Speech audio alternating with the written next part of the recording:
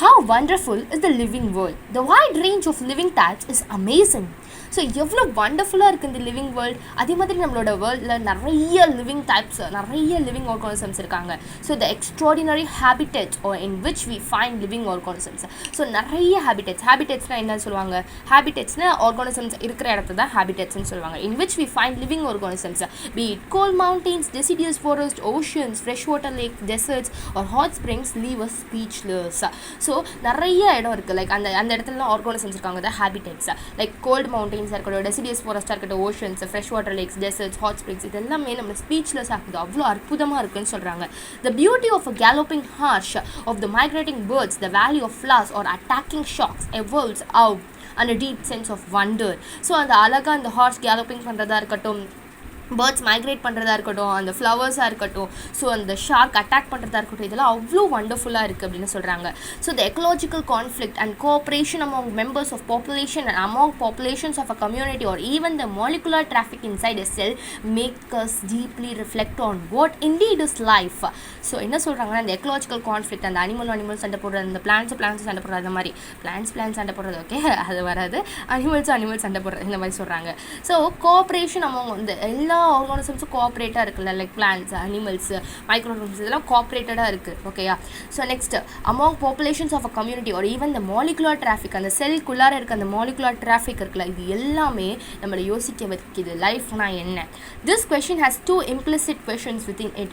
த first one பார்த்தோம்னா technical one and இன்னொன்று one பார்த்தோம்னா ஃபிலோசபிக்கல் ஒன். ஓகேயா? ஸோ இந்த கொஷின் ரெண்டு கொஷினை இருக்குது. ஒன்று வந்து டெக்னிக்கல் ஒன் அண்ட் இன்னொன்று வந்து ஃபிலோசபிக்கல் ஒன்.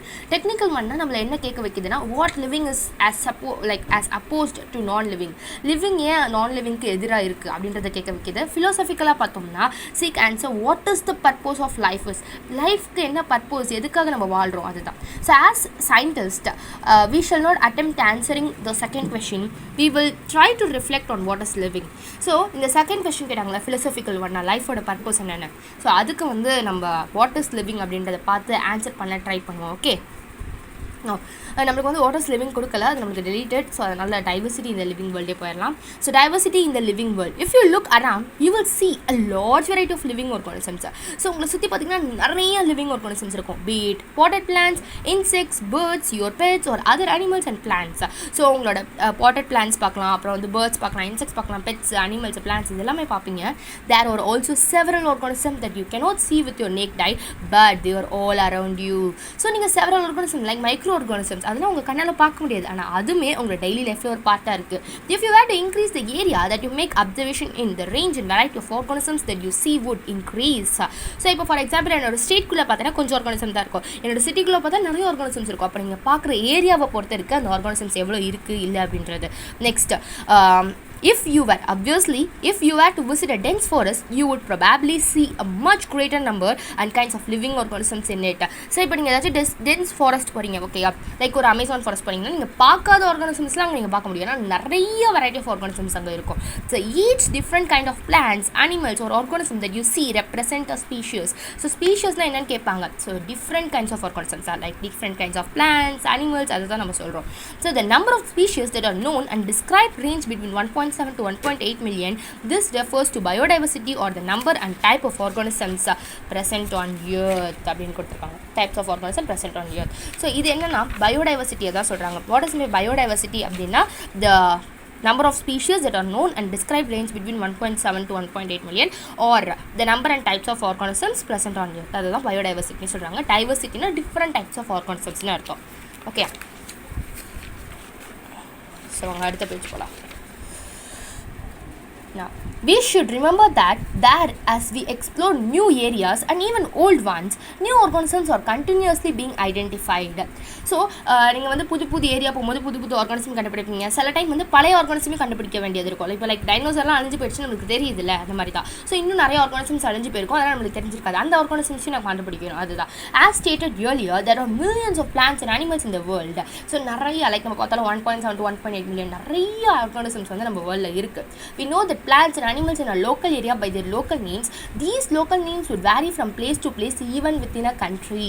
ஸோ நம்ம ஓன் ஏரியானா இப்போ ஃபார் எக்ஸாம்பிள் தமிழ்நாடு எடுத்துக்கோங்க. தமிழ்நாட்டில் வந்து டொமேட்டோவை தக்காளி அப்படின்னு சொல்கிறாங்க, தக்காளி செடி. ஓகே, இதை எடுத்துகிட்டு போய் நீங்கள் கர்நாடகாவில் கேட்டால் தக்காளி செடின்னு சொன்னால் அவங்களுக்கு புரியுமா? புரியாது. தக்காளி செடி கொடுங்க, சரி தக்காளி கொடுங்க அப்படின்னு கேட்டால் புரியுமா?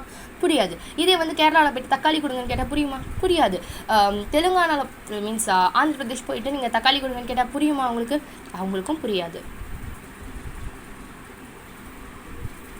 அவங்களுக்கும் புரியாது. அப்போ வந்து வித்தின் அ கண்ட்ரிக்குள்ளாரே நம்ம எந்த ஆர்கானிசமை பற்றி பேசுகிறோன்றதே உங்களுக்கு தெரியாது. அது ஏன்னா அதெல்லாம் லோக்கல் நேம்ஸ் நம்ம கூப்பிட்றோம். அப்போ இது எல்லாத்துக்கும் காமனான நேம் வேணும், ஸ்டாண்டர்டைஸான நேம் வேணும். அதுதான் இங்கே சொல்கிறாங்க. Probably you would recognise the confusion that would be created if we did not find ways and means to talk to each other to refer to organism what we are talking about. So நம்மளுக்கு தெரியாமே போய் எந்த organism பற்றி நம்ம பேசணும், ஏன்னா அவங்களுக்கு புரியாதுல நம்ம என்ன பேசுகிறோன்னே. Hence there is a need to standardize the naming of living organisms such that a particular organism is known by the same name all over the world.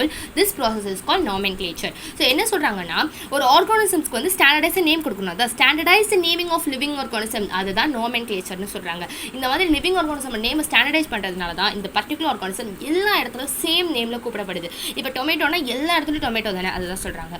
Obviously nomenclature or naming is only possible when the organism is described correctly and we know to what organism is the name is attached to. This is identification. And nomenclature இருக்கட்டும் இல்லை நேமிங்காக இருக்கட்டும், இது எல்லாத்துக்குமே முக்கியமானது என்னன்னா ஐடென்டிஃபிகேஷனில் ரெண்டு. ஒன்று வந்து என்னன்னா எந்த ஆர்கானிசம் பற்றி சொல்கிறோம் அப்படின்னு சொல்லிட்டு அது கரெக்டான டிஸ்கிரிப்ஷன் கொடுக்கணும். ஓகேவா? இப்போ ஃபார் எக்ஸாம்பிள் டாக்னு எடுத்துக்கிட்டோம்னா டாக் வந்து பார்க் பண்ணும் அப்படின்னு சொல்லிட்டு கரெக்டான டிஸ்கிரிப்ஷன் கொடுக்கணும், டிஸ்கிரைப் பண்ணணும். அடுத்தது வந்து இப்போ அந்த டாக் அப்படின்ற நேம் இந்த ஆர்கானிசம்க்கு தான் அட்டாச் பண்ணியிருக்காங்க, இந்த ஆர்கானிசம் தான் டாக் அப்படின்னு சொல்கிறாங்கன்றது நம்மளுக்கு தெரியணும். இதுதான் ஐடென்டிஃபிகேஷன் சொல்கிறாங்க. Identification is very important for nomenclature. Next, in order to facilitate the study, number of scientists have established procedures to assign a scientific name to each known organisms. So இந்த மாதிரி நம்மளோட ஸ்டடியை வந்து facilitate பண்ணுறதுக்காக நிறைய scientist என்ன பண்ணுறாங்க, scientific name கொண்டு வராங்க, எஸ்டாப்ளிஷ் பண்ணுறாங்க. This is acceptable to all biologist all over the world. So நம்ம வேர்ல்டை சுற்றி இருக்க எல்லா பயாலஜிஸ்ட்டும் இது ஒத்துக்கிறாங்க இந்த சயின்டிஃபிக் நேம்ஸ்க்கு. ஸோ பிளான்ட்ஸ் அண்ட் animals தனித்தனியாக பிரிச்சிருக்காங்க. For plants, scientific names are based on agreed principles and criteria which are provided in International Code for Botanical Nomenclature (ICBN). So plans பொறுத்த வரைக்கும் சயின்டிஃபிக் நேம்ஸ் வந்து எல்லா பிரின்சிபல்ஸ் கிரைட்டேரியா அது எல்லாத்தையும் agri பண்ணி தான் கொடுத்துருக்காங்க. அண்ட் இதை வந்து எங்கே யார் ப்ரொவைட் பண்ணியிருக்கா, just provided in ICBN. ICBN International Code for Botanical Nomenclature. அவ்வளோதான், இவங்க தான் வந்து ப்ரொவைட் பண்ணியிருக்காங்க. You may ask, how are animals named? Animal taxonomists have evolved the International Code of Zoological nomenclature. Yes. So இப்போ வந்து animal taxonomist என்ன evolve பண்ணியிருக்காங்க, ICZN international code of zoological nomenclature. அவ்வளோதான். So the scientific names ensure that each organisms has only one name. Description of any organism should enable the people in any part of the world to arrive at the same name. They also ensure that such a name not be used for any other known organisms. So இந்த scientific name வந்து என்னென்னலாம் ensure பண்ணணும், இந்த scientific name இருக்கணும் அப்படின்னா, first one, இந்த organism ஒரு ஆர்கானிசமுக்கு ஒரு பேர் தான் வைக்கணும். அடுத்தது அந்த இப்போ இந்த பேர் வச்சிருக்க ஆர்கானிசமுக்கு கரெக்டான டிஸ்கிரிப்ஷன் வந்து இருக்கணும். இந்த இப்போ வந்து ஃபார் எக்ஸாம்பிள் டாக்னா பார்க் பண்ணும், ஸோ எல்லாருக்குமே தெரியணும் டாக் அப்படின்றது பார்க் பண்ணும் அப்படின்னு சொல்லிட்டு. ஓகே, அந்த மாதிரி. ஸோ எல்லா பீப்புளும் ஐடென்டிஃபை பண்ணுவோம் அதுதான் டாக் அப்படின்னு சொல்லிட்டு. நெக்ஸ்ட் வந்து தேர்ட் ஒன் என்ன கொடுத்துருக்காங்க அப்படின்னா, இப்போ ஒரு ஆர்கானிசமுக்கு ஒரு பேர் கொடுத்துட்டோம்னா அந்த ஆர்கானிசமோட பேரை வேறு எந்த ஆர்கானிசமும் யூஸ் பண்ணக்கூடாது. அதுதான் இந்த 3 பாயிண்ட்ஸ் த சயின்டிஃபிக் நேம்ஸ் என்ஷூர் பண்ண வேண்டியது. Next, biologists follow universally accepted principles to provide scientific names to known organisms. So biologists வந்து universally accepted principles தான் யூஸ் பண்ணுறாங்க. எதுக்குன்னா scientific names ப்ரொவைட் பண்ணுறதுக்கு. Each name has two components, the generic name and the specific epithet. This system of providing a name with two components is called binomial nomenclature. So இப்போ ஒரு name இருக்குன்னா அந்த ஒரு நேமில் 2 component இருக்குமா. ஒன்று வந்து பார்த்தீங்கன்னா ஜென்ரிக் நேம், இன்னொன்று வந்து ஸ்பெசிஃபிக் எபித்தட். இந்த மாதிரி அந்த ஒரு நேமில் 2 காம்போனன்ட் வச்சு ப்ரொவைட் பண்ணுற அந்த சயின்டிஃபிக் நேமை ப்ரொவைட் பண்ணுறது தான் பைனாமியல் நாமென்க்ளேச்சர்னு சொல்கிறாங்க. பைனா 2ன்னு அர்த்தம். This naming system given by Carolus Linnaeus. So Carolus Linnaeus தான் இதை வந்து ப்ரொவைட் பண்ணுற அந்த naming system is being practiced by biologists all over the world. This naming system using a 2-word format was more convenient. ரொம்பவே ஈஸியாக இருக்காது. Let us take the example of mango to understand understand the way of providing scientific names better. The scientific name of mango is written as Mangifera indica. So mango ஓட scientific name என்னன்னா Mangifera indica. ஓகேயா, இது வந்து ஒரு binomial name. இப்போ இந்த Mangiferaன்றது வந்து genus which is a generic name, and இந்த indicaன்றது அந்த species ஓட name which is specific epithet. அதான் சொல்றாங்க பாருங்க. Let us see how it is a binomial name. In this name Mangifera represent the genus while indica is a particular species or specific epithet. So இப்போ நம்ம பார்க்க போறது வந்து அந்த universal rules நம்ம சொன்னோம்ல for nomenclature, அதை வந்து அக்செப்ட் பண்ணி தான் இந்த பயாலஜிஸ்ட்லாம் சயின்டிஃபிக் நேம்ஸ் வைக்கிறாங்க. அது என்னென்ன யூனிவர்சல் ரூல்ஸ்னு பார்க்க போகிறோம். மொத்தம் 4 ரூல் இருக்குது. First one, biological names are generally in Latin and written in italics. They are Latinized or derived from Latin irrespective of their origin. So biological names பொறுத்த வரைக்கும் அது லாட்டின்ல இருந்தா வருது. அதை எழுதும் போது நம்ம இட்டாலிக்ஸ்ல தான் எழுதுவோம். ஏன்னா அது வந்து Latinized or derived from Latin அப்படின்றத ரெப்ரசென்ட் பண்றதுக்காக irrespective of their origin. Next, the first word in a biological name represents the genus while the second component denotes the specific epithet. So எப்போதுமே நீங்க இப்போ Mangifera indicaவே எடுத்துக்கோங்களேன். அந்த first one என்னது, அந்த biological nameல first one இருக்குது genus, second component தான் வந்து specific epithet. அதுதான் சொல்றாங்க. Next, both the words in biological name when handwritten or separately underlined or printed in italics to indicate their Latin origin. இப்போ Mangifera indica இருக்குல்ல, அதை நம்ம hand ரிட்டனா எழுதும்போது Mangifera indica அப்படின்னு சொல்லி தனித்தனியாக அண்டர்லைன் பண்ணணும். இல்லை நான் பிரிண்ட் பண்ண போறேன்னா இட்டாலிக்ஸில் பிரிண்ட் பண்ணணும். ஓகேயா, எதுக்குன்னா இந்த லாட்டின் வேர்ட்ல இருந்து தான், லாட்டின் ஆரிஜின்ல இருந்து தான் பயாலஜிக்கல் நேம் வந்துச்சு அப்படின்றத இண்டிகேட் பண்றதுக்காக. Next, fourth one, the first word denoting the genus starts with a capital letter while the specific epithet starts with a small letter.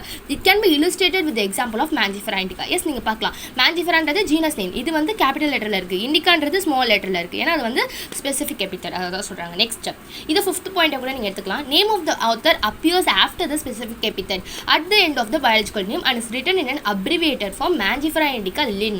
So இங்க என்ன சொல்றாங்கன்னா, எப்போதுமே அந்த biological name அந்த specific epithetக்கு பின்னாடி வந்து ஆத்தரோட நேமை ரெப்ரசென்ட் பண்ணுவாங்க. எதுக்கு அப்படின்னா, இந்த ஒரு ஸ்பீஷியஸ் இவரால் தான், இந்த ஆத்தர்னால தான் ஃபர்ஸ்ட் டிஸ்கிரைப் ஆயிருக்கு அப்படின்றத ஷோ பண்ணுறதுக்காக. அது அப்ரிவியேட்டட் ஃபார்மில் அதை காமிச்சிருக்காங்க பாரு.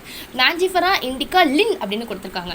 ஸோ இந்த Mangifera indicaவை இட்டாலிக்ஸில் டைப் பண்ணணும்னு சொன்னாங்க. அந்த லின்னை மட்டும் நீங்கள் நார்மல் ஃபார்மேட்டில் டைப் பண்ணிக்கலாம். It indicates that this species was first describe by Linnaeus, Carolus Linnaeus. அவ்வளோதான். Next, since it is nearly impossible to study all the living organisms, it is necessary to devise some means to make this possible. This process is classification. Like எல்லா ஆர்கானிசமும் நம்மளால படிச்சிட முடியாது, எல்லா living ஆர்கானிசமும். அதை வந்து சில like வந்து அதை கிளாஸிஃபை பண்ணணும். இப்போ டாக்ஸ்னா டாக்ஸ், கேட்ஸ்னா கேட்ஸ் அப்படின்னு கிளாஸிஃபை பண்ணாதானே நம்ம அதை ஈஸியாக படிக்க முடியும். அதை தான் சொல்கிறாங்க. ஸோ கிளாஸிஃபிகேஷனா என்ன? Classification is the process by which anything is grouped into convenient categories based on some easily observable characters. So ஏதாச்சும் ஒன்று குரூப் பண்ணி கன்வீனியன்ட் கேட்டகரிஸில் மாற்றுறது. எப்படி? அப்சர்வல் கேரக்டரிஸ்டிக்ஸ் மூலமா, based on the observable characteristics. For example, we easily recognize groups such as plants or animals or dogs, cats, insects. இப்போ talk எடுத்துக்கிட்டிங்கன்னா talk அப்படின்றது உங்களுக்கு தெரியும், ஏன்னா அதோட அப்சர்வல் கேரக்டர்ஸ் மூலியமா. அதே மாதிரி அதை கன்வீனியன்ட் கேட்டகரியை நம்ம கன்வெர்ட் பண்ணுறோம். ஓகேயா, அதான் சொல்கிறாங்க. So the moment we use any terms, we associate certain characters with the organisms in that group. Yes, நம்மளுக்கு டாக்னா இதான் டாக், கேட்னா இதான் கேட். நம்ம போய் டாக் கேட்னு சொல்ல மாட்டோம், கேட் டாக்னு சொல்ல மாட்டோம். ஏன்னா நம்மளுக்கு தெரியும், அந்த பேரோடையே தெரியும் இதோட கேரக்டரிஸ்டிக்ஸ் இதுதான் அப்படின்னு சொல்லிட்டு நம்ம அண்டர்ஸ்டாண்ட் பண்ணிக்கிறோம்ல, அதை தான் கிளாசிஃபிகேஷன் சொல்கிறாங்க. Okay, what image do you think of a dog? Obviously each one of us will see dogs and not cats. Now if we think of Alsatians, we know that we are talking about. So இப்போ Alsatians தான் ஒன்றும் இல்லை, அந்த German shepherd, அந்த German டாக்ஸை தான் சொல்லுவாங்க. And இது வந்து சில பேருக்கு தான் தெரியும், சில பேருக்கு தெரியாது. Alsatiansனா டாகானே தெரியாது. கரெக்டாக? அப்போ அவங்ககிட்ட டாக்னு சொன்னால் டாக்னு தெரியும், Alsatiansனு சொன்னால் அவங்களுக்கு தெரியாது. Similarly, suppose we were to say mammals, okay, you would of course think of animals with external ears and body hair. mammals அப்படின்னு சொன்னாலே அதுக்கு வந்து ரெண்டு கேரக்டரிஸ்டிக்ஸ் நம்மளுக்கு தோணும் அனிமல்ஸில். ஒன்று வந்து பார்த்தோம்னா எக்ஸ்டர்னல் இயர், காது இருக்கும், இன்னொன்று வந்து பாடி ஹேர் இருக்கும். இது இருந்தாலே mammals அப்படின்னு நம்ம சொல்லுவோம், அதோட கேரக்டரிஸ்டிக்ஸ் நம்ம சொல்லுவோம்.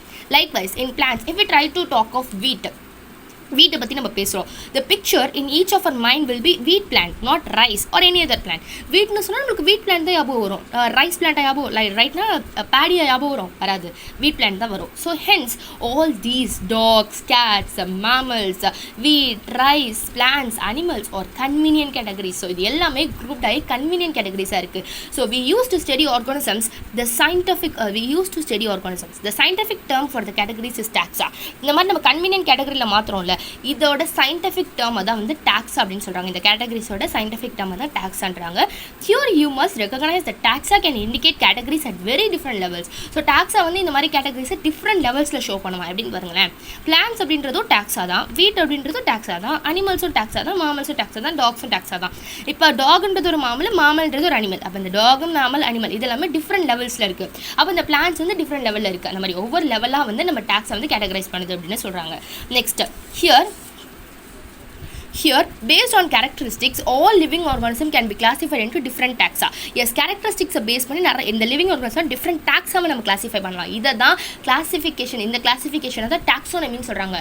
ஸோ taxonomy என்னன்னா characteristics பேஸ் பண்ணி இந்த organism different taxaவை classify பண்ணுறோம்ல, அதுதான் taxonomy அப்படின்னு சொல்கிறாங்க.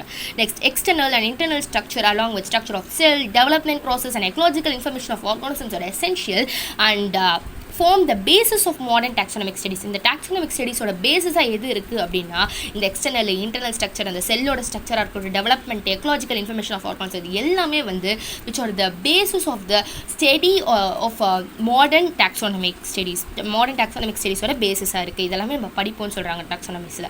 அடுத்தது hence characterisation, identification, classification and nomenclature are the process that are basic to the taxonomy.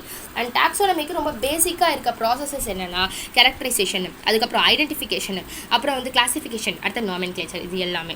Next, taxonomy is not something new. Human beings have always been interested in knowing more and more about the various kinds of organisms, particularly with reference to their own use.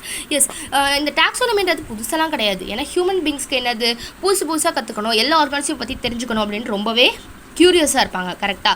So அந்த மாதிரி in early days human beings needed to find sources for the basic needs of food, clothing and shelter. So அந்த early human பீங்ஸ்க்கு வந்து முக்கியமாக இருந்தது என்னென்ன, cloth, food, shelter. So அவங்களோட யூஸை வச்சு இந்த ஆர்கானிசம் எல்லாத்தையும் கிளாஸிஃபை பண்ணியிருக்காங்க. ஓகேயா. இப்போ லைக் வந்து லைக் வந்து டைகர் எடுத்துக்கோங்களேன், டைகரோட ஸ்கின் வந்து எங்களுக்கு ட்ரெஸ்ஸாக வேணும், கிளாத்தாக வேணும் அப்படின்னு சொல்லிட்டு அதை கிளாஸிஃபை பண்ணியிருக்காங்க. ஸோ அவங்களோட யூஸஸை வச்சு ஆர்கானிசமை கிளாஸிஃபை பண்ணியிருக்காங்க அந்த காலத்தில் இயர்லியராக ஹியூமன் பீங்ஸ். அதனால் டாக்ஸோனமின்றது ஒன்று புதுசாக கிடையாது, அப்பலேருந்தே இருக்குது அப்படின்னு சொல்கிறாங்க. அவ்வளோதான். Hence the earliest classification were based on the uses of various organisms. Now human beings were since long and not only interested in knowing more about different kinds of organisms and the diversities but also the relationship among them. Human beings ரொம்ப காலத்துலேருந்து இருக்காங்க. So அவங்களுக்கு வந்து இந்த ஆர்கானிசமை பற்றி தெரிஞ்சுக்கணும் மட்டும் அவங்களுக்கு அவ்வளோ க்யூரியஸ் கிடையாது, அதோட ரிலேஷன்ஷிப்பையும் தெரிஞ்சுக்கணும்னு அவங்களுக்கு ஆசை. So this branch of study was referred to as systematics. இந்த ரிலேஷன்ஷிப்பை பற்றி தெரிஞ்சுக்கிறோம்ல, அந்த branch of study தான் systematicsனு சொல்கிறாங்க. The word systematics is derived from the Latin word. இது லாட்டின் வேர்ட்லேருந்து டிரைவ் பண்ணுறாங்க. சிஸ்டமானா என்னன்னு கேட்பாங்க. சிஸ்டமா வேர்ட் சிஸ்டமா அண்ட் இந்த சிஸ்டமேட்டிக்ஸ் அப்படின்னா systematic arrangement of living organism. சிஸ்டமானா சிஸ்டமேட்டிக் அரேஞ்ச்மெண்ட், இந்த லிவிங் ஆர்கானிசம் சிஸ்டமேட்டிக்காக நம்ம அரேஞ்ச் பண்ணுறோம். அவ்வளோதான். ஸோ லீனியஸ் என்ன பண்ணியிருக்காருன்னா அவரோட பப்ளிகேஷன் இருக்குல்ல, அவரோட புக்கு, அதுக்கு என்ன பேர் வச்சிருக்காரு அப்படின்னா சிஸ்டமா நேச்சுரே அப்படின்னு வச்சிருக்காரு. ஓகேயா. அவரோட publication as the title of his publication. Next, the scope of systematics was later enlarged to include identification, nomenclature and classification. Yes, systematics என்னெல்லாம் இன்க்ளூட் ஆயிருக்கு, identification, classification, nomenclature and classification. நீங்கள் குழந்தைக்குவீங்க இந்த இடத்துல.